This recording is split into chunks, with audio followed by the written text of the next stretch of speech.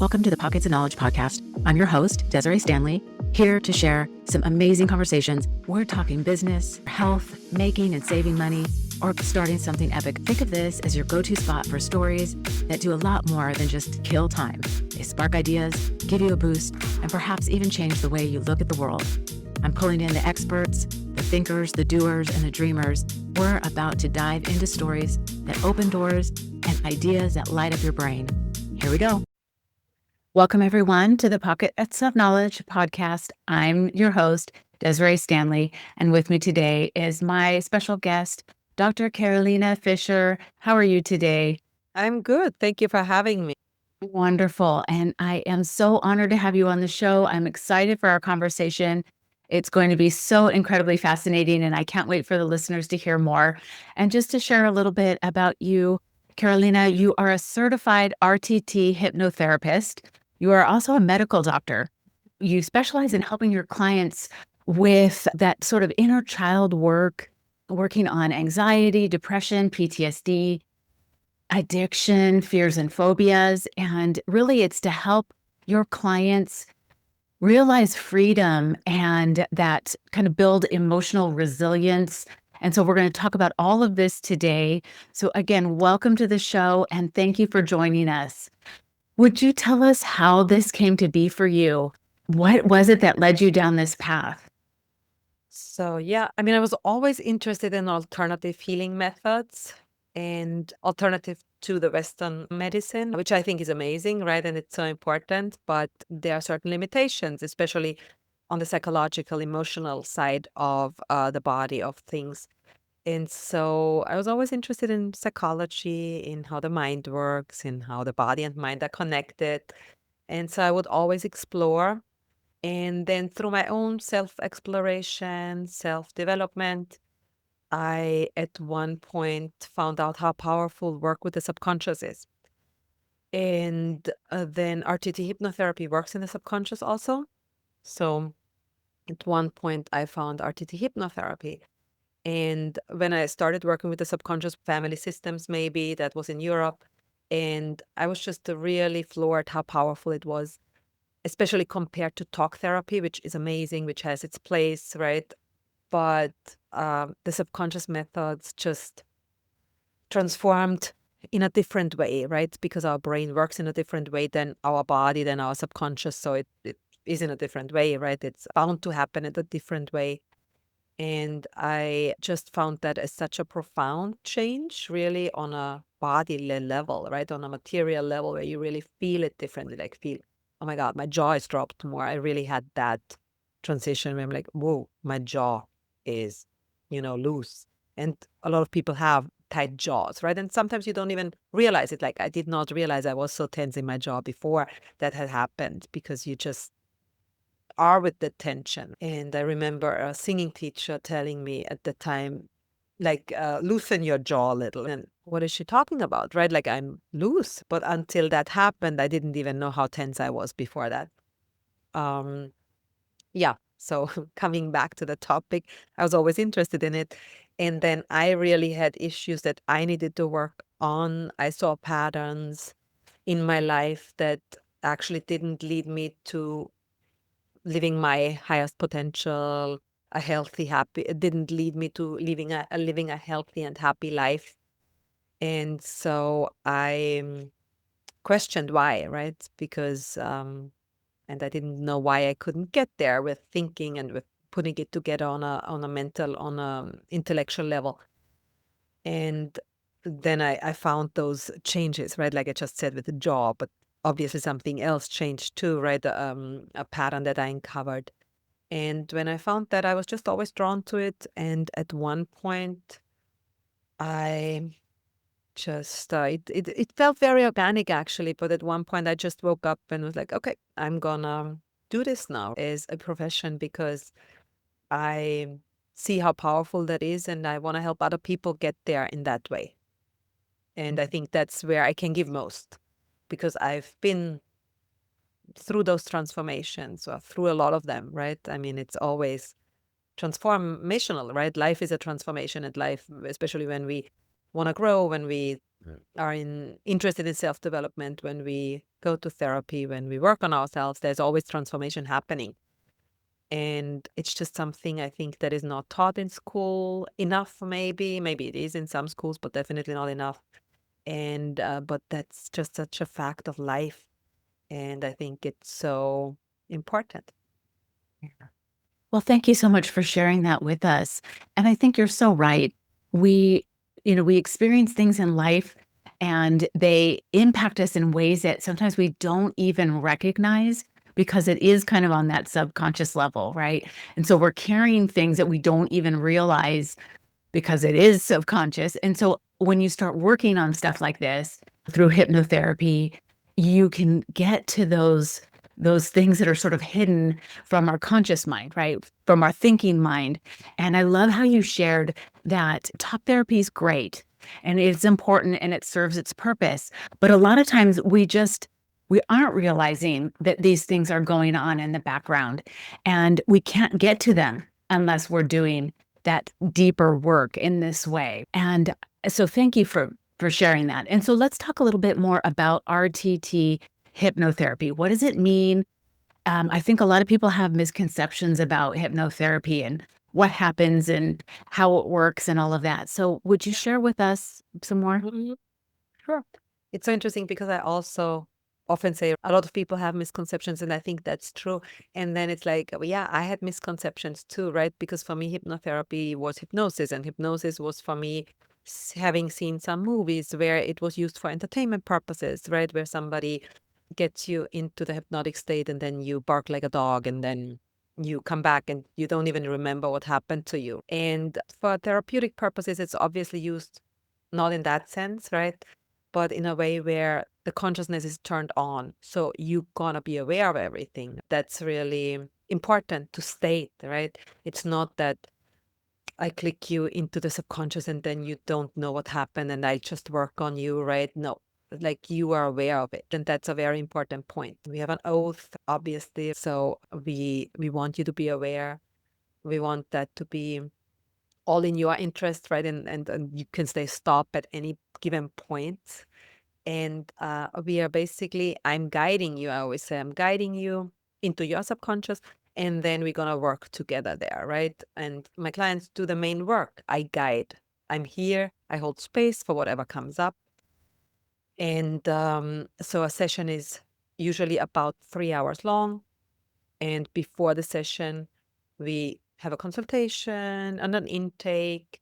Some people jump I mean, they don't even need a consultation. They take the intake, right, and say, okay, I want to work on this and this and this. And they tell me about the issue and what the background, like dive a little bit deeper into the issue, a little bit about their bio.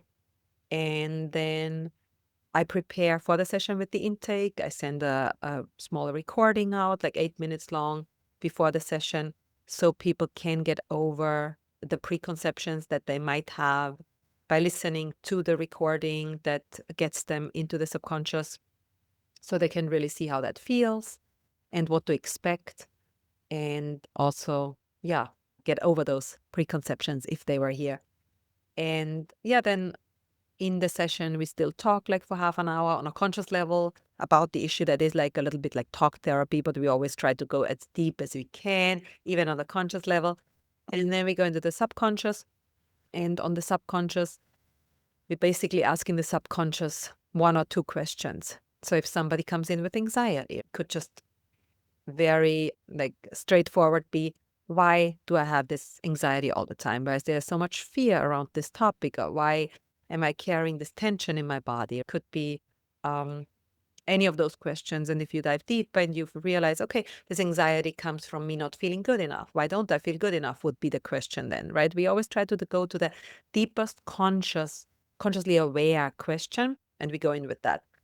And then the subconscious comes with the answers, right? And it's we can't ask wrong questions. It will always come with the right answer. And there's no judgment, right? Because the body stores everything. The body keeps the score. I like to quote that book, that wonderful book. And so the answer will always pop up and on that physical level. And usually a scene pops up. I always say, use all your senses. You can see a scene, but you can always also hear it, might feel it. Some people even smell a scene, right? Smell what comes up here.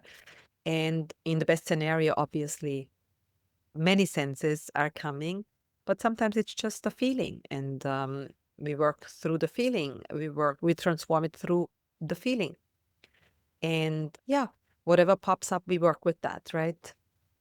Emotions, usually thought patterns attached to that emotion. And we hold space. We let it be. We explore it. And then we transform it. If the anxiety or the not feeling good enough is from a place where we go back to a scene when I was 6 years old and I lose in some competition, and I tell myself, oh, I'm so bad. Like, I'm not good enough because my friend won or my friend was better than I. And nobody counters that. Or I don't share that with anyone because there's nobody in my life that I can share that with on that level. And so then we go back and we tell that child, right? I mean, we let that younger self express that. And then by expressing that, we can also hold space for that. And then we can change that. And we can say, okay, I know now that's okay. It's okay if I didn't win that game, for example. That doesn't make me not enough. It just made me win or me lose in that game. It's actually not that big, right? So by recognizing that, right, that usually transforms already everything. Yeah. Mm. I don't know if that makes sense.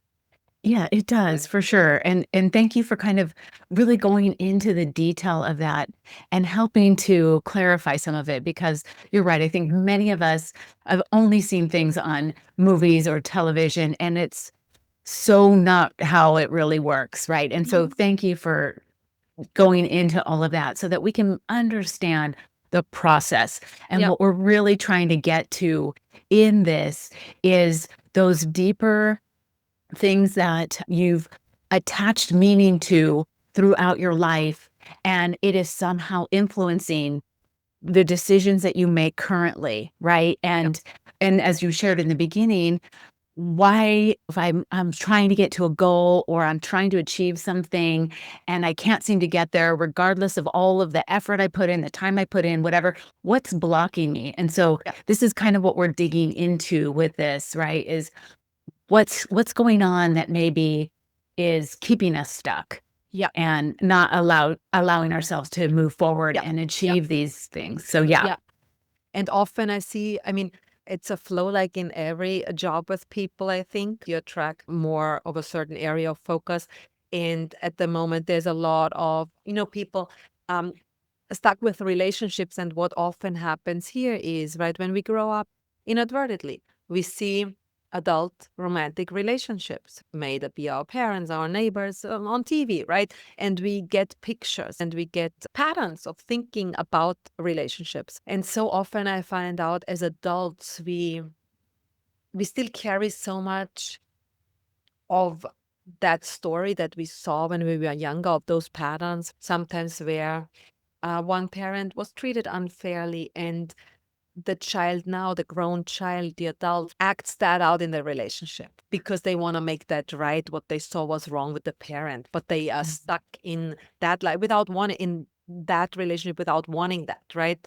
That just happens sometimes because that's a natural reaction for a child to want to step in. I mean, they can step in because that's not their responsibility, right? But if there's not a strong boundary also around that, then it's a natural reaction to protect the parent if there is, if there might be an overstepping of boundary there, and maybe a caregiver can't hold the boundary so strongly. So there's often this carrying on something, right?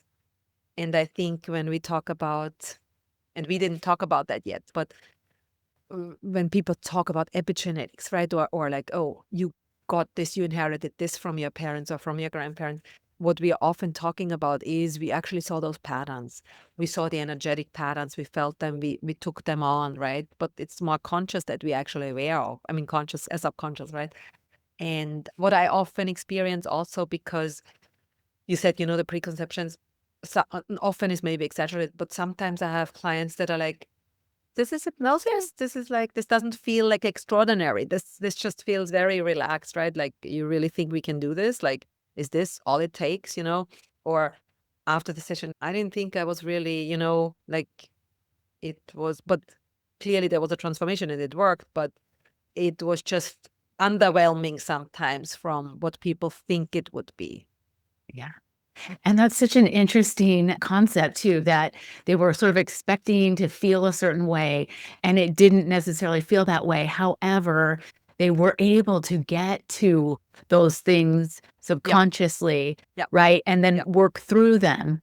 Yeah. So super cool. I think that's so interesting, and how important it is to be able to get to those root causes of things that happened in your past that now are influencing your Yeah. current life, right? Yeah. So Yeah.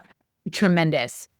Okay, so then can we talk a little bit more about the idea of this inner child work? And Mhm. so, we've touched on patterns that we see as we're growing up as children. Maybe we want to step in and help because we're seeing things that aren't fair, or we take on responsibilities that as a child we should not be taking on. Mhm. So, do you want to talk a little bit more about that and how we can be, helping ourselves? Yeah. And so, yeah, with the inner child work, it's really, we all carry our inner children in us, right? Like I carry my inner 1-year-old in me, my inner 3-year-old, right? I always say we don't leave our body just because we become older. That part stays in us, right? It transforms sometimes. And so what we're basically doing is touching that part, that inner child that is important. So at some ages, there were situations or, I don't know, turning points in lives, right? That pop up when we ask certain questions. And again, it might be my 4-year-old that pops up, right? So then we turn to that 4-year-old child. Basically, I connect with that inner 4-year-old in me that is still in me. And the more unhealed it is, the more active it is. The more unhealed it is, the more triggerable it is, right?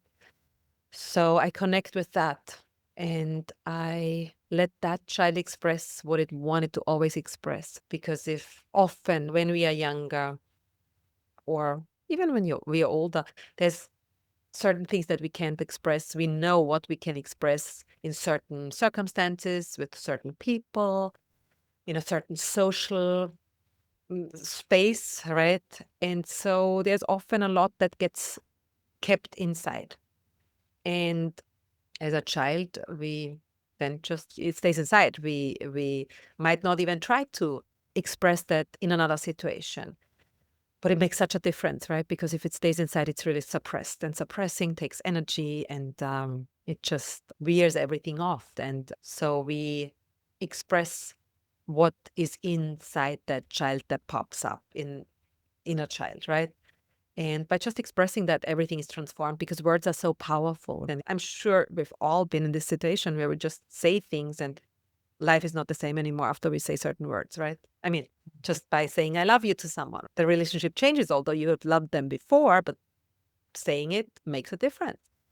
That's really, yeah, turning points that we are making happen because they couldn't happen before because it wasn't the right space, it wasn't the right time, it wasn't the opportunity, but it was always there to be said.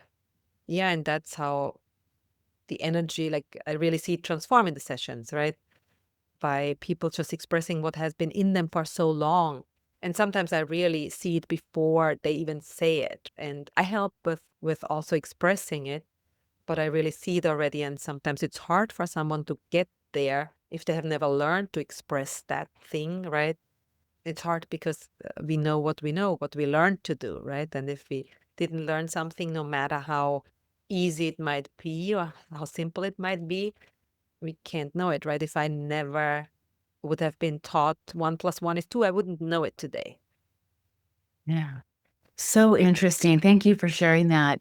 And I think that the idea of suppressing that whatever the words are or the thing that you couldn't say and how much energy that takes, and you're kind of like split inside yourself a little bit, right? And this is kind of what came to mind when you were describing it. It's like there's a part of you that has to push that down. And so you're not the whole you, right? You can't really be the full expression of yourself in whatever it is you're trying to do, because there's like part of you that's going, no, I can't say this. I can't talk about that. You know, what, what a battle. It's like, no wonder Yeah. people can't be the full expression of who they are and achieve the things that they want to achieve. So that was just something that came up in what you were Yeah. describing. And so being able to hold the space for people, I think, is such an important thing, right? Giving them the safe place to talk about something that maybe occurred, or, the trauma, or, whatever it may have been that happened that they're discovering again, if maybe they had no idea because their mind was protecting them, right? Exactly. Yeah, you're giving them a place to be safe enough to let that out so that they can then work through and accept and heal that part. Yeah. So I think Yeah. that's tremendous. Mhm. Yeah. That was really very well said. Yeah. Because I think so often just the holding space is really hard for a lot of people, because if you have not been taught to sit with your own tears, to for someone to be there when you cry, right? I mean, we all have heard from someone, don't cry, stop crying, it's not so bad, it's not so sad, stop crying. And to certain extents, people really aggressively saying that because they don't, that triggers something in them, right? Maybe all of their uncried tears, right? Maybe whatever, but clearly they can't sit, right? If you can't sit with any emotion, then clearly there is an underdevelopment of that expression in you, right? Because we are all human and we have all emotions in us, right? If they get triggered, and the expression of that. But if we get stopped expressing anger or certain emotions, because we feel certain emotions are not appropriate to express here, or certain emotions are not appropriate when I'm a girl, right? Or are more appropriate when I'm a boy, and so on. There are so many things. Then, like you said, I need to suppress certain parts and others I can live. And it's just a lot of excessive energy that is used to suppress, and then other issues can come from that too.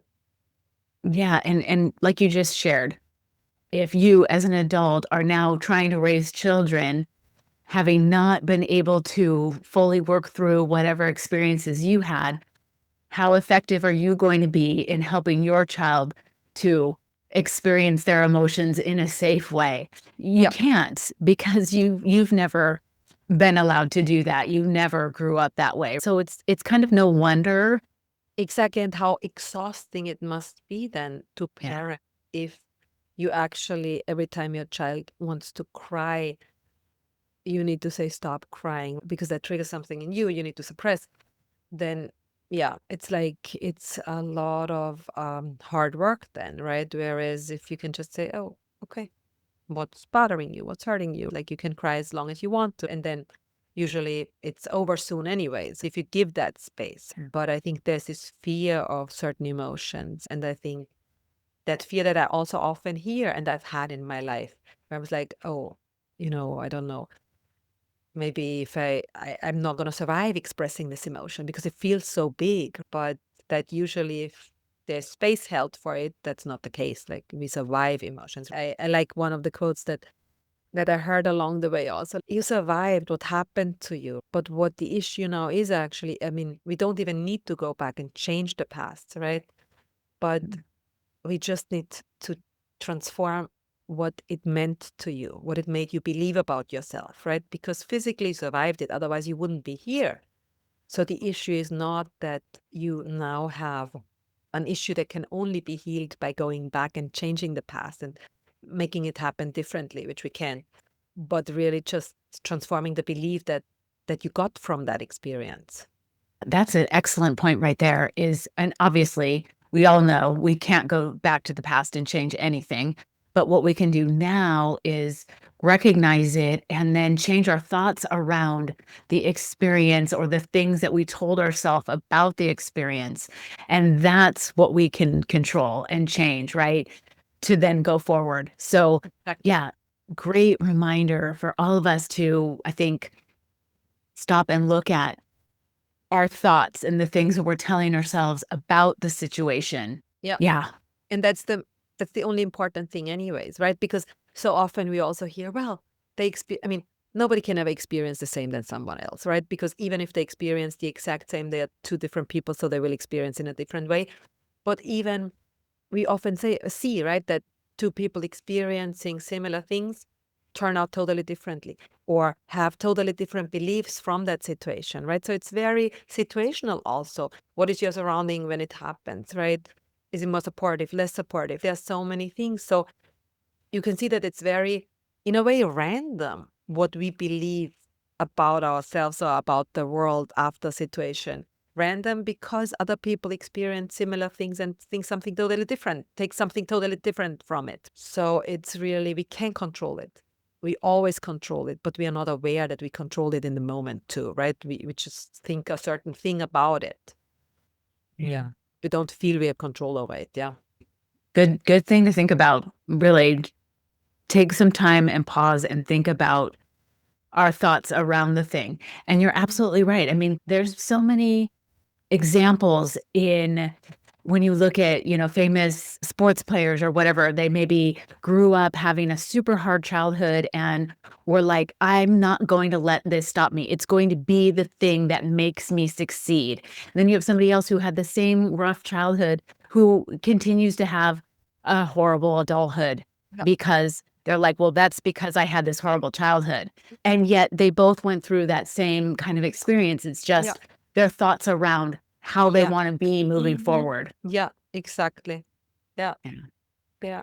Oh my gosh, so good.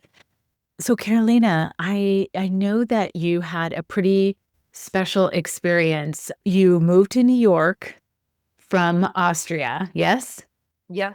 Mhm. And you had won a specific challenge. You want to tell us about what that Yeah, was and how yeah. that experience influenced your Mhm. journey? Yeah. So yeah, it was really a life-changing experience. I was on Who Wants to Be a Millionaire on the Austrian version, and I won $100,000. It was 75,000 euros at the time, which translated into $100,000 at the time. And, living in New York now, it's not so much, but at the time it was a lot of money and it definitely made it possible to come here and to study here and to really make that move, right? And it was really also, I mean, I see everything in the spiritual light, right? I have always wanted to live in New York and I have always wanted to come. I didn't just want to come to be here. I wanted to have like a reason and a purpose and ideally I wanted to study acting here. So that's my other passion, right? Healing and acting. And I always wanted to study at that specific school, the American Academy of Dramatic Arts. And I kind of forgot it because I was like, okay, that can't happen in this life. I remember specifically telling myself, okay, next life, that'll happen next life, right? And then I went on to the show and I got picked to go on the show, and then I won $100,000, and it was immediately clear I'm coming to New York. I mean, I went to Los Angeles first, and then I ended up in the school, and I only realized once I had already been enrolled in the school, I realized, oh, wow, this is really coming full circle. So it was really a very spiritual, life-changing, transforming experience. And my life wouldn't be the same if that wouldn't have happened. And it was very special. And it's still, I guess, with the birth of my two children, these three things are probably the most influential times, situations, events of my life. Yeah. So that changed everything. And I knew I would stay once I arrived here, right? I have always wanted to live here. I knew I would stay here. And then I trained to be an actress, and it was wonderful. And then I started working as an actress, but also had side jobs because acting wouldn't pay my bills.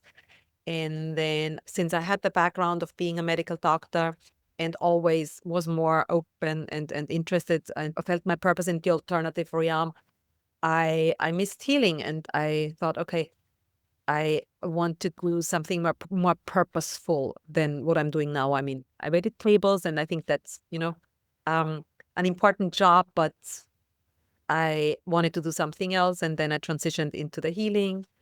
And then at one point I trained in RTT. So yeah, I kind of forged my own path. Well, thank you for sharing that with us. And I love that it was that kind of full circle moment where you initially thought, this is just not going to happen for me. And lo and behold, it did. And it's so interesting. I think, we we are our own limit, right? And we set the limits on ourselves of what we can achieve. And a little bit of that was maybe some divine intervention, the fact that you got on the show but your own knowledge is what helped you win. And so that's so cool. And then having that experience, trying those different things and then coming back to realizing what really was important to you Mm, was that healing and helping others mm, to heal. And so I think it's beautiful, and it's a beautiful reminder for all of us that one thing is not, our life doesn't have to just be this one thing, right? yes. I think that's so amazing to realize. Yeah, and I don't know where that comes from, right? Really, but I remember Mandy Moore, from This Is Us. She said that in such beautiful words because she's a singer and an actor, and at least those two things I know she is, and mother, right? And she said, yeah, something to the effect that why is it not so normal to just do different things, right? Why do we need to be, oh, are you a singer now or an actress? Or what are you, right? I'm both. And I can be two things or three things if I want to. Anyone can, right? And for me, it was often like, oh, does this take away now? Can anyone take me serious as an actor now or as a healer now? And the more I grew into both, actually, I'm realizing now they're so connected. I work with feelings in both, right? With emotions. And the more I grow in this, the more I can grow in this. And so it's actually very fruitful, right? To have both. Yes. Yes, and I think too with acting, you have to connect in such a different way to emotions and feelings and understanding and empathy and all of those things. And so I think that it leads right into healing because you have to be empathetic and understanding and understand feelings and emotions and thoughts and all of that. So I think there's really a true connection to those Yeah. things. You know what? Thank you. That is actually so true too. I mean, art is actually healing, right? I mean, there's art therapy even. And I just recently read this, they made a study that I think some piece from Beethoven, they proved that it actually reduced cancer cells just listening to it, right? So there is definitely, yeah, there's so much healing in art. Yeah, absolutely. I totally agree. And what a difference it makes for us in how we feel too, right? I mean, just in general, if we pick up a pen or a pencil and write or draw, even if it's not Degas or some, famous artist, it doesn't have to be, but it unlocks something in us that Totally. is healing. Totally. Yeah. Yeah. Yeah. Totally. Oh my gosh. Okay, so let's see. So if there's somebody the person who's listening really is feeling maybe stuck or struggling with things that are happening, what's one small thing that they could do today to begin some healing in their life?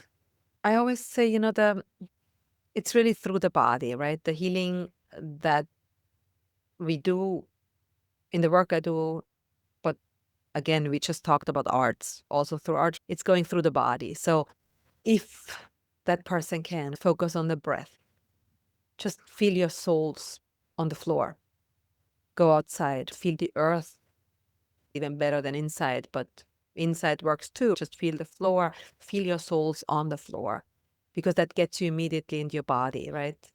Because especially anxiety, but also other things like they create it in our head. And there's nothing wrong with our head per se. It's made for thinking, right?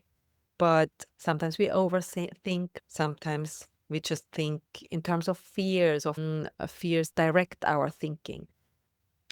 This getting out of the head, right? That is very powerful. So I would really say start with the body because that's exactly where the answers lie. Because our head, we can think A tomorrow and then we find out something tomorrow, A today, and then we find out something tomorrow and we think B because we learned new, right? We can grow, we can learn new things, read new things. And your body, of course, transforms too. but your body is really so, like, it doesn't change like that. It's like really telling you the truth. It's not like, oh, is this good to say? Is this right? We censor with our brain. Our body doesn't do that. So whatever we feel in our bodies, that's real, I always say. Because what we think might not always be real, right? Often it's colored by anxiety, by fears. So certain fears might not be, they are real, of course, if we think it, but they might not be real as a real perceived fear in the moment.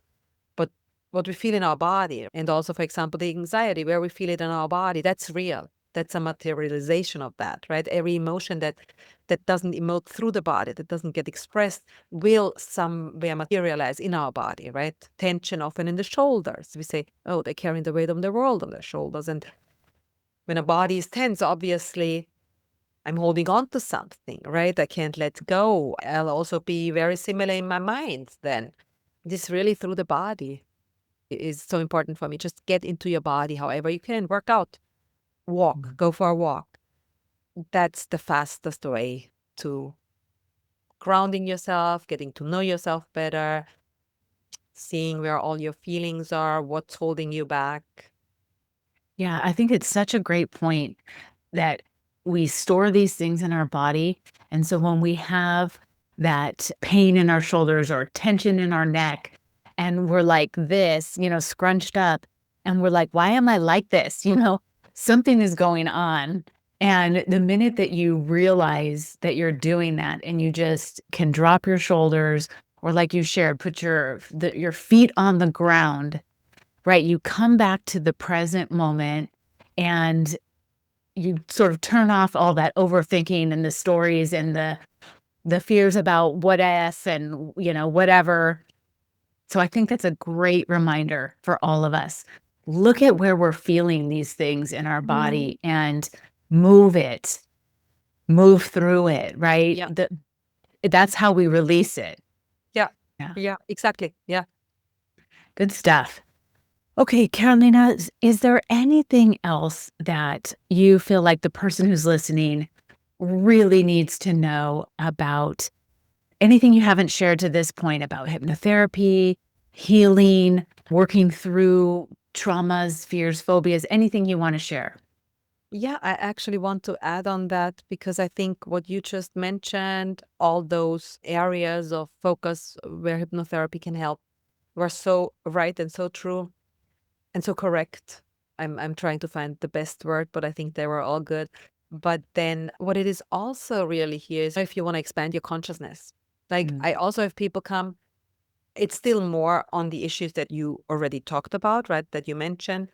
But really, if you don't find any issue, it can be so expansive for the consciousness and really for creativity. So it can be so powerfully used if you don't have any problems, which I don't think if anyone out there has no problems, right? But it can really be used even if you don't have any suffering, let's say it like that, right? mm.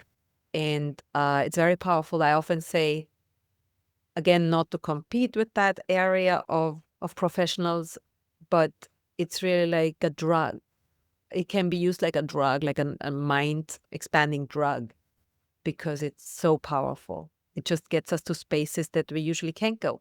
And we usually go when we take drugs, right? Or if we take drugs, because it's just a different area. Yeah. And so this is a safe way to Yeah. get to those spaces of opening up your mind and Mhm. exploring your Yeah. unconscious. So yeah, I think it's a tremendous tool to Yeah. help us and to kind of reiterate your point that it's learning, right? It's a new Yeah. experience. It opens up our mind to something we maybe never experienced before. Yeah. And that in itself is a tremendous thing. Yeah. So, yeah, Yeah. good stuff. Okay. I know that you have some resources Mhm. that you share, and I'll include the details in the show notes for the listeners. Mhm. But do you want to share with us what they would find if they go to check this out and also like your website and stuff like that? Mhm. Yeah, so my website is whyhypnotherapy.com. Y as in WHY, hypnotherapy.com. And you can find my Psychology Today page there, my Google business site, also a link to that. And yeah, you can find my phone number and my email. So everything you need to get in touch with me. Excellent. Yeah, I will detail all of that information to make it easy for the listeners to find you. I love to have my guests share. Is there any books or podcasts that you think have been helpful or beneficial, something that you think the listeners should really check out? Do you want to share something? It changes with me too, but right now I'm a total fan of Tyler Henry. Connected, right, to hypnotherapy, but different work. But I'm just very into that at the moment. So, and it's very helpful for me, but it's not in the direction how I work, right? So it's a little bit different. But Is that a podcast or a book? Is he an author? podcast, he's sorry, I should say that he's a medium and he's a psychic.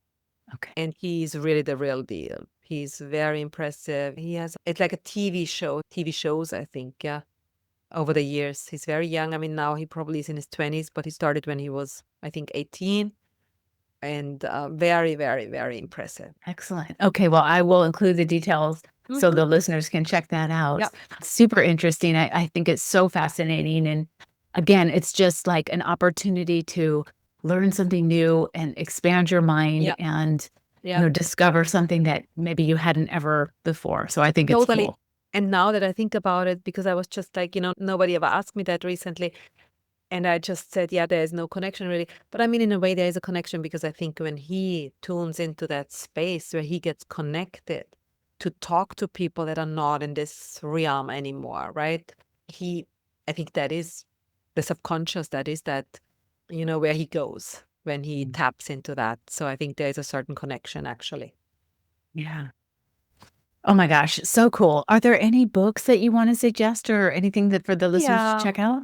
I mean, there's so many amazing books. The Body Keeps the Score. That's one of my favorites. And I guess The Power of Now. I think these are the main books that I would suggest. Yeah. Okay. Excellent recommendations for sure.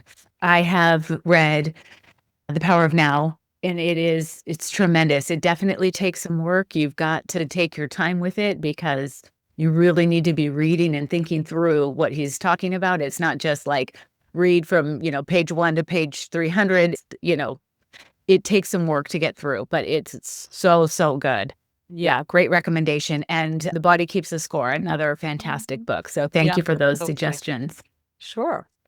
Okay, so we've got your website information. I will share that. Are you on LinkedIn or any other social media that you'd like to share? And I can link those details. Yeah, I'm on LinkedIn. I'm on Instagram, on Facebook. And on Instagram, I have a business website and a personal website. I post some of my business on my personal too because I have my followers there. So I feel like I have more reach. I have all of those. Perfect. I'll put the details in the show notes so the listeners can find you. Yes. Thank you, Karolina. This was such a pleasure. Thank you so much. Same. I appreciate your time and this knowledge and information. It's been so, so wonderful. Thank you. Bye. We'll talk more soon. Thank you, dear listeners, for tuning in to another insightful episode of the Pockets of Knowledge podcast. We appreciate your time and curiosity as we explore fascinating topics together. If you enjoyed today's discussion, be sure to join us next week for another amazing episode. Remember, your journey of learning and growth is a continuous adventure, and we're thrilled to be part of it. Don't forget to subscribe so you never miss an episode. Until next week, stay curious and keep exploring those pockets of knowledge.